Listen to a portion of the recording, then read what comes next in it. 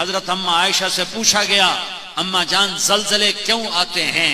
तो हजरत आयशा ने फरमाया, जब मौसीकी की महफिलें सजाई जाती हैं, जब गाना बजाना आम होता है और शराब खुले आम पी जाती है और जिना बेगैरती के साथ जिना किया जाता है, तो अल्लाह ताला जमीन को हिला देता है और उसे खिसका देता है। जब जिना बेगैरती के साथ किया जाता है, जिना करने वाले को नदामत नहीं, न मर्द को न औरत को।